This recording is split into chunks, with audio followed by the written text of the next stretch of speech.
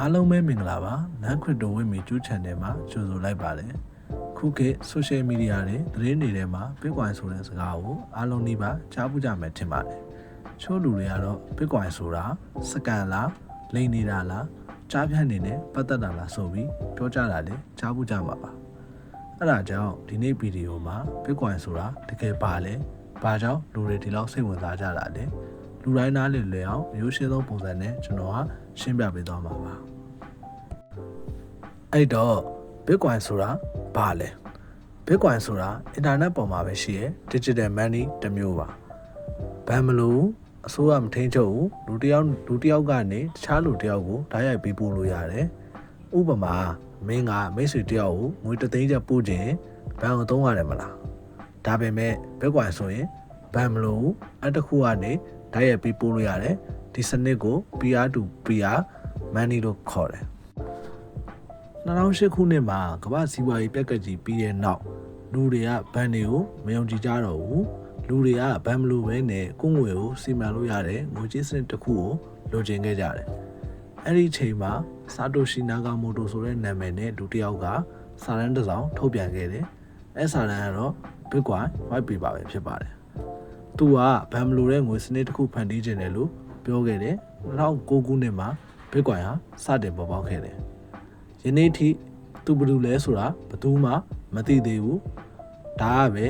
Bitcoin ကိုပို့ပြီးစိတ်ဝင်စားစရာဖြစ်စေတဲ့အချက်တစ်ချက်ဖြစ်ပါတယ်အဲ့တော့မေးစရာမေးခွန်းတစ်ခုရှိတယ်ဘာမလို့ပဲလဲပတ်တယ်ဆိုတော့ transaction ဝင်လဲမှတ်တမ်းတွေကိုစင်းဘယ်လိုမှတ်လဲ Bitcoin ဟာ blockchain technology ကိုအသုံးပြုပြီးတော့လဲပတ်နေတယ် blockchain ဆိုတာ distributed ledger အများပိုင်စင်စာအုပ်လိုပါပဲဘန်စင်းတွေကိုကျွန်တော်တို့ကကြည့်လို့မရဘူး Bitcoin မှာတော့တယောက်ကနေဘယ်လောက်လွှဲလိုက်တယ်ဆိုတာကိုတော့ဒီ blockchain မှတ်တမ်းတွေကတစ်ဆင့်ကြည့်လို့ရတယ်မင်းလွှဲလိုက်သမျှငွေလဲမှတ်တမ်းတွေကိုစာရင်းစာအုပ်မှာ block အနေနဲ့ record လုပ်ထားတယ်ဒါပေမဲ့စာအုပ်ထဲမှာရှိတဲ့စာရင်းကိုလူတိုင်းကကြည့်လို့ရတယ်ဖြတ်လို့မရဘူးပြင်လို့မရဘူးတကယ်လို့ပြင်ခဲ့ရင်ရောဘာဖြစ်မှာလဲကမ္ဘာအနှံ့ကွန်ပျူတာတန်းချီမှာ Bitcoin network ကြီးကို run လာတာဖြစ်တယ်တယောက်ယောက်က record ကိုပြင်လိုက်တဲ့အခါအခြားကွန်ပျူတာအားလုံးနဲ့စာရင်းတွေနဲ့မကိုက်တော့ပါဘူးကမ္ဘာပေါ်မှာရှိတဲ့ကွန်ပျူတာအားလုံးရဲ့51%ကိုထိန်းချုပ်နိုင်မှသာပြင်နိုင်ပါလိမ့်မယ်ဒါလက်တွေ့မှာဖြစ်ဖို့အရင်ခက်ခဲပါတယ် digital ငွေကြေးဆိုတော့လုံခြုံရေးရအောင်စိတ်ဖြစ်ရလား Bitcoin ဟာ cryptography ဆိုတဲ့ encryption နည်းပညာကိုအသုံးပြုထားတယ်ဥပမာဆိုရင်ကျွန်တော်တို့ငယ်ငယ်ကဘေးလူတွေမသိအောင်စကားဝတ်နဲ့စကားပြောတဲ့ပုံစံနဲ့အတူတူပါပဲဒါကြောင့် hacking လုပ်ဖို့ဆိုတာမလွယ်ကူပါဘူးကျွန်တော်တို့ပတ်စံတွေကိုပတ်စံအိမ်နဲ့သိမ်းသလိုပဲ Bitcoin တွေကို digital wallet တွေနဲ့သိမ်းဆည်းထားလို့ရပါတယ် digital wallet အသေးစိတ်ကိုတော့နောက်ဗီဒီယိုတွေကြမှာရှင်းပြပေးသွားပါမယ်မေးစရာတစ်ခုရှိတာက Bitcoin တွေကလေထဲကထွက်လာတာလား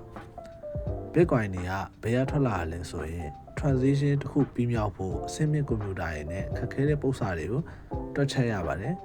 အဲ့ခါမှာအမှန်ကန်ဆုံးနဲ့အရင်ပြီးမြောက်တဲ့လူက reward အနေနဲ့ Bitcoin တွေရပါတယ်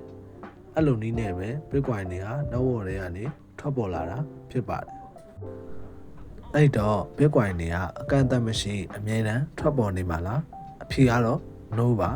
Bitcoin ဟာ21တန်းပြည့်သွားတဲ့အခါမှာဘလောက် mining လုံးထပ်ထွက်မလာတော့အောင်အကုတ်ထက်လောက်ထားပြီးသားဖြစ်ပါတယ်ကျွန်တော်တို့ယခုသုံးနေတဲ့ပတ်စံတွေကအစိုးရတွေစိတ်တိုင်းကြရိုက်ထုတ်လို့ရပါတယ် Bitcoin ဟာတော့ limited supply ဖြစ်တာကြောင့်လူတွေက digital gold ဆိုပြီးတော့တင်စားခေါ်ပေါ်ကြတာပါချုပ်နေနဲ့ဆိုရရင် Bitcoin ဆိုတာဘိုးထိန်းချုပ်မှုမရှိတဲ့ digital ငွေကြေးစနစ်တစ်ခုပါကမ္ဘာနိုင်ငံကြီးတွေကုမ္ပဏီကြီးတောင်ယုံကြည်ပြီးဝယ်နေကြတာပါကျွန်တော်တို့နိုင်ငံမှာတော့တရားဝင်မဖြစ်သေးပါဘူး EBD လေးကိုကြည့်လို့အကျိုးရှိရဆိုရင်ကျွန်တော် channel လေးကို like and subscribe ပြုလုပ်ပေးပါ EBD ကိုဒီ educational purpose စာရည်ရွယ်ပါသည် financial advice လုံးဝမဟုတ်ပါဗီဒီယိုလေးကိုအဆုံးထိကြည့်ပေးတဲ့အတွက်ကျေးဇူးတင်ပါတယ်